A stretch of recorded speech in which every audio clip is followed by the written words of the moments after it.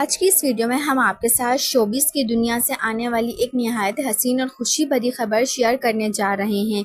जी हां दोस्तों, drama industry की मकबूल जोड़ी समर जाफरी और आयना आसिफ ने आखिर मंगनी कर ही ली। इनकी मंगनी की तस्वीर और वीडियो सामने आते ही मदा हैरान रह गए।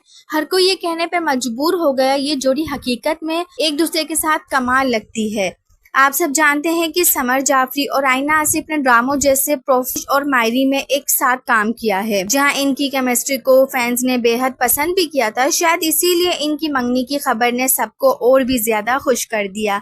दिलचस्प बात तो ये है कि इन दोनों ने अपनी मंगनी की कोई तस्वीर या वीडियो ऑफिशियल अकाउंट पर शेयर नहीं की, बल्कि तमाम लम्हात इनके करीबी दोस्तों ने सोशल मीडिया पर अपलोड किए और फिर देखते ही देखते वायरल हो गए। अब मदाहों की नजरें इनके अगले कदम यानी शादी की खुशखबरी पर लगी हुई हैं।